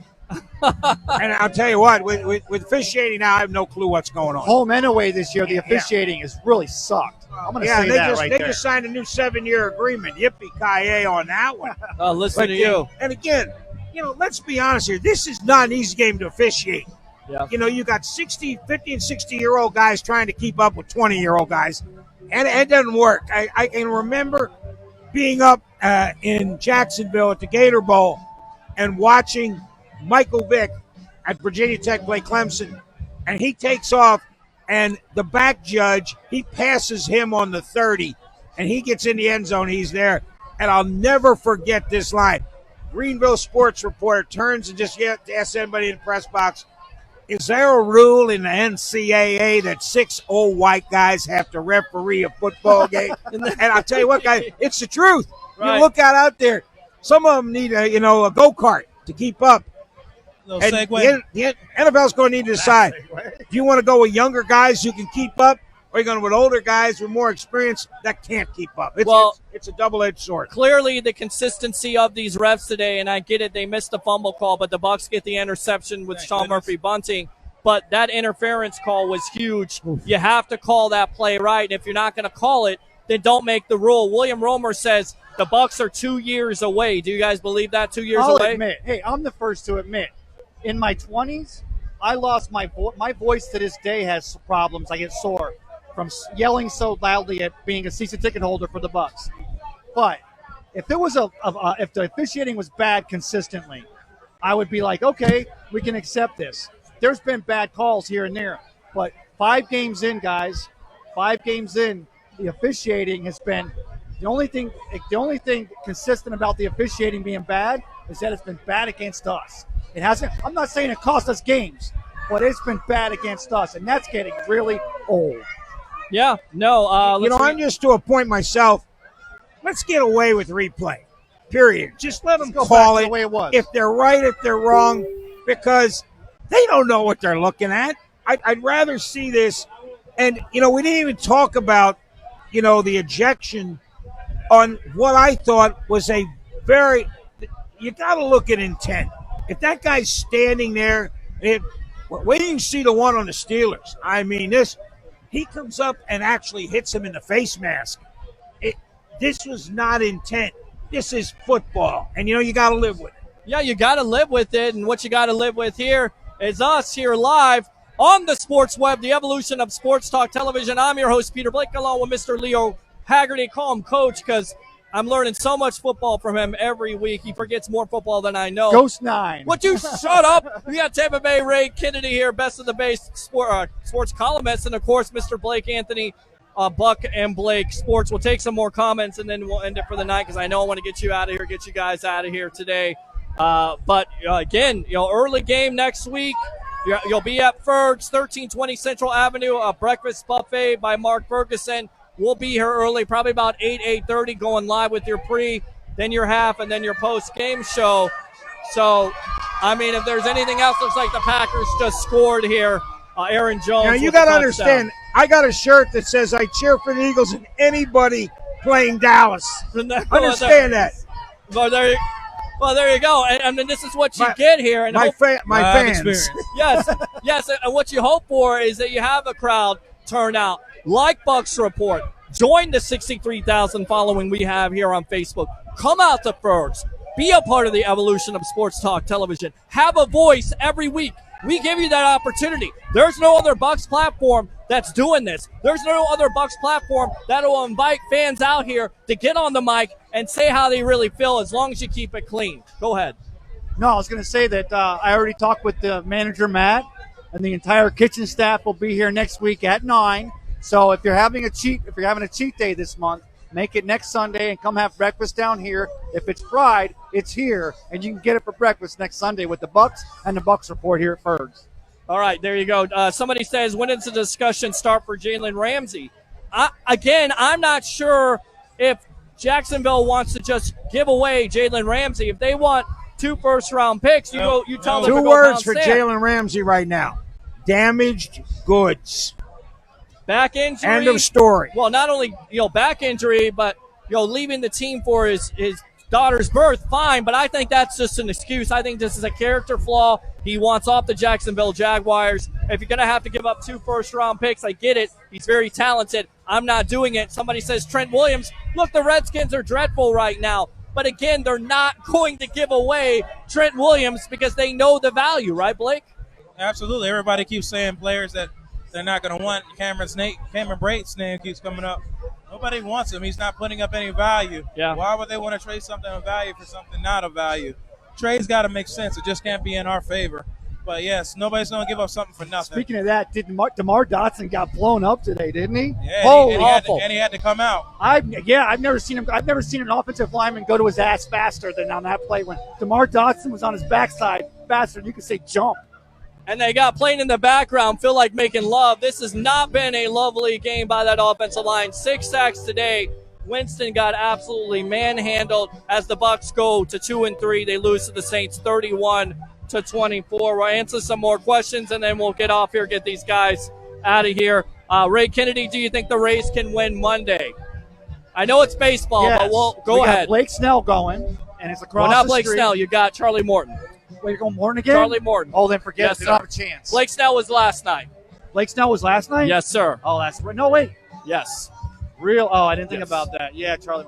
Yeah, they got a chance. We'll see how it goes. Next All question. right, there you go. We'll read some more comments here. NFL hates us. Bucks are never going to be good unless Jason Light is gone. Corey Brown trolling at 1,000. I mean, last week you were talking about Jameis Winston being the offensive player of the week, FedEx player, Shaq Barrett being the NFC defensive player of the month, and now you're talking about firing a general manager that I think has not been given, I don't think he's given credit. Hey, guys, again, the Raiders beat Chicago today, and Khalil Mack was coming balls to the wall. So if the Saints win at home against the Bucks, it's not the end of the world. It happens. 3 words, guys. Any given Sunday. Yeah. And one thing I can tell you, next week, the Bucks will not be the same. They'll either be better or worse than this week. And you know what? Chances are they'll be better. All right, let's read some more comments. Tampa Bay got out-coached today also. Agree? Not offensively, but defensively, when they were able to stop that Well, I rush, just we think- had no answer for that pass. I think it comes down to this, right? It's kind of like, what is it called?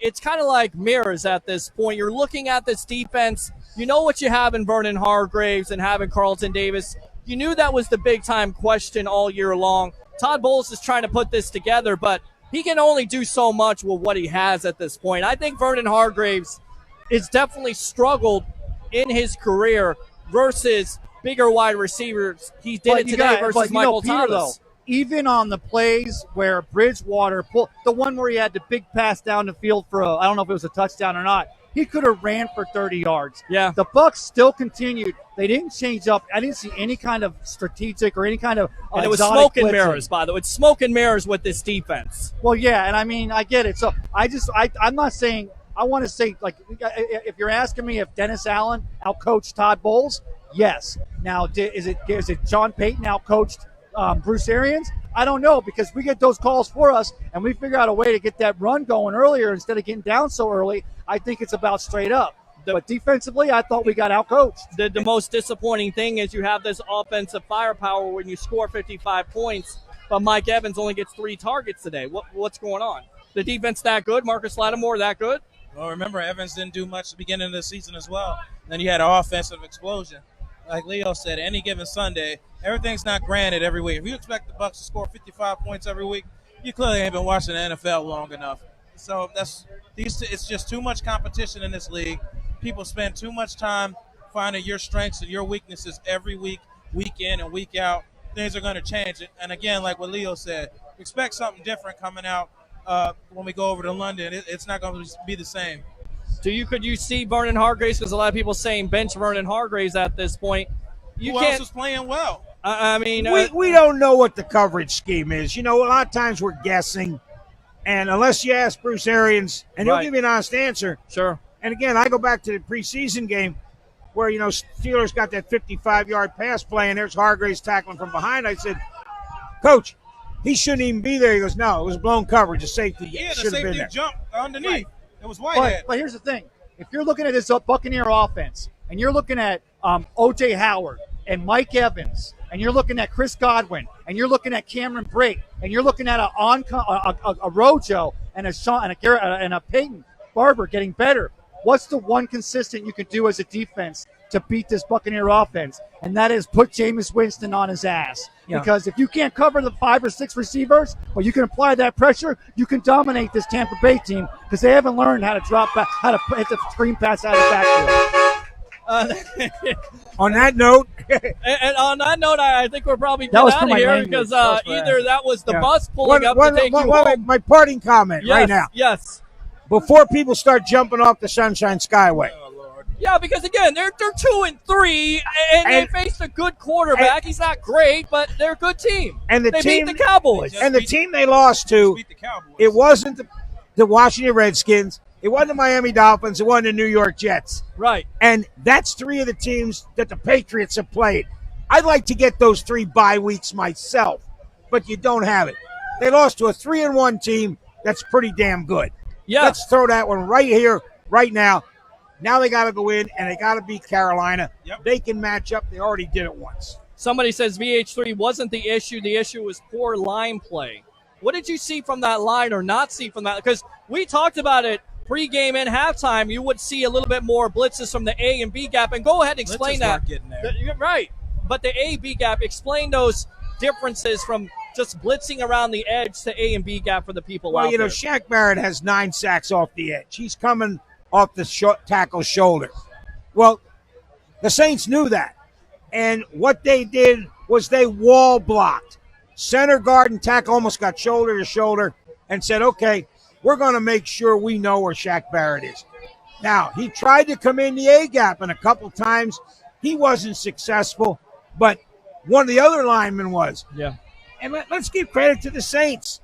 They made plays. And that was the bottom line. Corey's trying to bench everybody, including the cheerleaders. Once again, Corey Brown, you're trolling at 1,000. I appreciate you, my friend.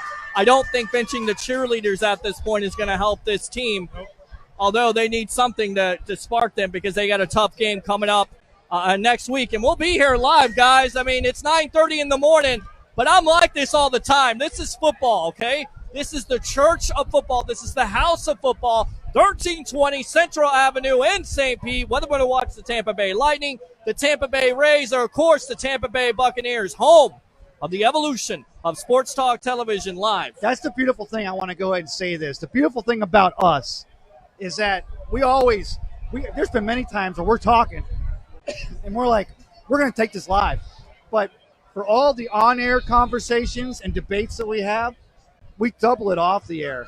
And Peter's not lying. He is like this all the time. We'll go back and forth past midnight on a weeknight. Sure. But, I mean, it's not uncommon. But when we come out here, it's all about you guys and all about everyone out here. And that's why we love to do this. And look, if you don't know the game, and I just had Tiana Lindsay just tune in here. Look, if you don't know the game of football, and I'm not saying she doesn't, watch us enough. We'll teach you something. You got a guy right here. Come watch the game with Leo. Yeah, right. I mean, Coach Scout and media member right there. That's the guy. Tampa Bay Ray Kennedy will give you the color. and give you something like the kicker changed his cleats. You got Mr. Blake Anthony right here, my X's and O's guy that adds to Leo. Maybe we should do a tutorial after one of the games. I'm telling you. I mean, this is break down the defenses, quarters, 3, 4, A and B gap. Let's do it. So, I mean, we talked all about this Buccaneer loss, but I feel good about it coming in. I think a lot of this stuff is correctable. I don't necessarily think they got out coached, gentlemen. I think the execution. My mother would say this all Saints the time. made more plays. Right, and it would annoy me, but it makes lots of sense. It's very simplistic. The execution by the offensive line has to be better. You can't give up 6 sacks, and you can't expect a quarterback to make plays every time when he's out of the pocket. I get it. He's holding the ball too long, but he's trying to make plays, and most likely those receivers, like Evans, like Howard, like Brate, can't get open. Well, there's a positive. He didn't make stupid mistakes. Right. I mean, he got away with some tried. stuff, but it got called back from penalty. But Jameis didn't beat us. Right. The Saints beat us. Again, we're not the Jets. We're not the Redskins. Right. We're not the Dolphins. We got 2 wins. I'll take it right now. We'll take it right now. So, guys, anything else at this point? Are we done? Well, I want to go and finish up with, again, this is why that first week against the 49ers and then 2 weeks ago against the Giants, that's probably your biggest difference between a team that's 10-6 or 9-7 or maybe 11-5 and wins a division, and maybe a team that's 8-8 or maybe 7-9 and maybe misses the outside of the playoffs. That and the bad calls. But we've still been in these. This is a great Buccaneer team we're watching this year. A lot of fun. Every week we got a shot. Next week's our next shot against the Carolina Panthers. Blake. I'm good. I'm good. You're good? I'm good. Leo Haggerty, former Coach Scout and now media member. Come up with something. Make me go into Monday feeling good about the Bucs, even though they lost to the Saints. They're 2-3. I mean, hey. They're not the Redskins. They're not the Jets. Exactly. Exactly. As not time John to panic. Gruden would say, we are what our record says we are. Right. That's okay. I'll take middle of the pack right now. Absolutely. I'll take it because right now the Redskins, the Dolphins, and the Jets have no hope of going anywhere in January. What's the Bengals? Question for you. Yeah, the Bengals lost today to the Cardinals 0-4. 26-23. Unbelievable. Zach Taylor must be wanting to Steelers quit. lost to the Ravens, too. Well, they did. Okay, so there you go. Steelers lose to the Ravens. Jay Gruden, is he fired in the next couple days, like tonight, before he gets on the plane? He may pray to God he is. How do you draft Haskins and start Colt McCoy? How does that work? After one game, not even a whole game, you bench Haskins for Colt McCoy. Is that desperation? Yeah, can I tell you? I'm Jay Gruden. Hello? Yeah? Oh, Mr. Schneider. I was Hi? just gonna Yeah. say that. Okay, he's That's starting. Schneider. Thank you. Yep. Right, because we Snyder. knew Haskins Came down from the top. Snyder. Haskins is a project. We knew that. I mean, the kid's got gifts. I would give But we knew Haskins that. the opportunity.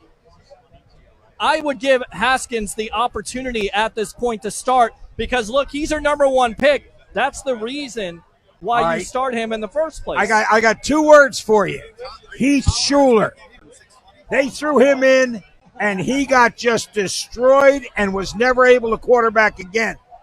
Maybe they're looking at this saying, hey, we put this kid in, he may just get annihilated. Right. And you don't want that. You want the guy to at least have a shot, Right. have a chance. But you know what you have in Colt McCoy. You see what he got in Colt McCoy. You got to see if Haskins is the guy. Hey, Josh Rosen was ruined. He's ruined, you know. He's played with 2 terrible football teams. Correct. You know, here's the thing, too. Is it Trent Williams, right, the left tackle from Sure. Washington? Sure. Even at this point, Washington could be desperate to get rid of him just to build a little stock for next year.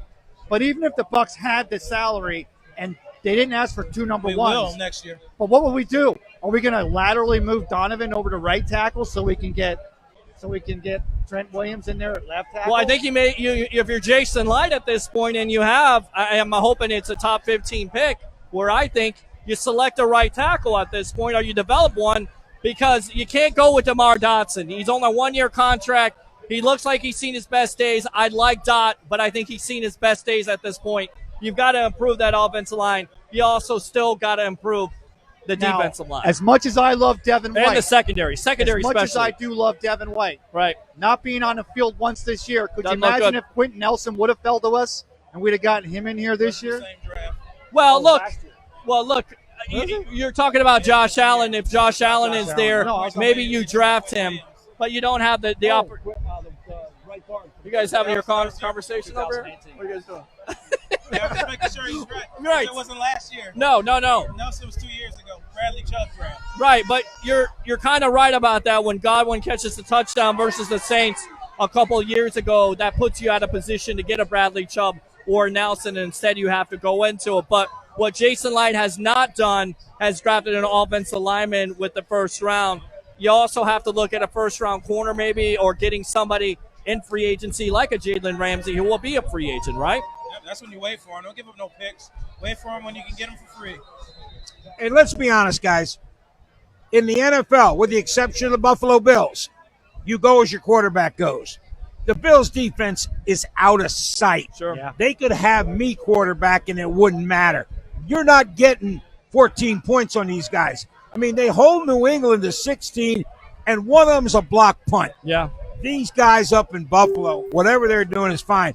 But if you look at the games the Bucs won, Winston played well. If you look at the games the Bucs lost, Winston didn't play as well. Didn't play as well because the pressure from the defensive line got to the offensive line. You saw it in the 49er game, and you also saw some of that in the Giants game. That's not to say that Winston wasn't off today again at halftime. 4 for 8, not the way you want to start. 1 for 4. He's got to get off to better starts. But in saying that, the coaching staff has to put him in situations where he can get off to those good starts. Maybe shorter passes, short and intermediate instead of longer plays. Well, here's the scary part. Carolina's going to get that film, and they're going to say, oh, why don't we bracket Evans? Because they don't know what to do. So the Bucs better figure out quick how to get 13 to football. Well, the scary thing for me is if Gerald McCoy gets in the film room and goes, wow, if we apply pressure by our D-line like crazy, we got our best shot of stopping that Bucs offense, because they didn't play inspired in that first game. If they play inspired next week in England, it could be a long day. I think the more glaring issue with the Tampa Bay Buccaneers is who's the third pass receptionist? It's a question mark. Who is it going to be? Well, somebody has to show up. Right. I mean, look, Perryman is out in this game. He's been disappointing when he was in. He was ineffective. You have Bobo Wilson. You have Justin Watson.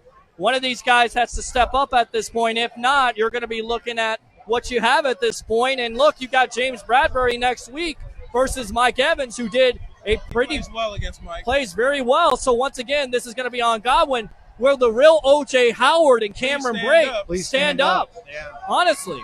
So I think that's about it from here as the Packer and Cowboy game is going on. You have the Packers in the background. For the great Leo Haggerty, for the great Tampa Bay Ray Kennedy and Blake Anthony, I'm your host, Peter Blake, giving you something to think about. Have a great day. Did the Bucs draft See you Testaverde next last week. year?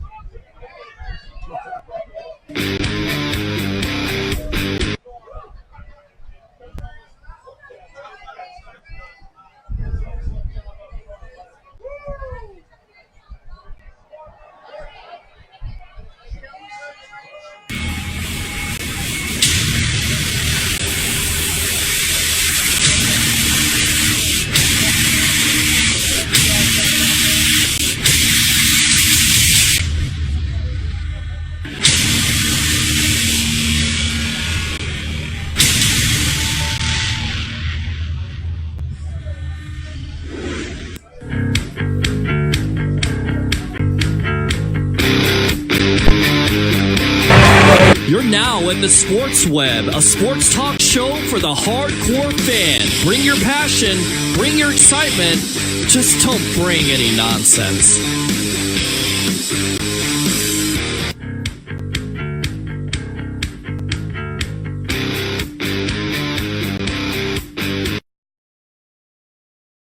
At Life's a Beach Realty, we're all about life on the beach. Stunning Panama City Beach and one of the most beautiful properties on the Gulf Coast, Shores of Panama. Radiant, elegant, and spectacular. Steps away from white sugar sand, every room overlooks the turquoise of the Gulf of Mexico. Come in for your tour today. Life's a Beach Realty is your gateway to Shores of Panama, the shores, and a whole lot more.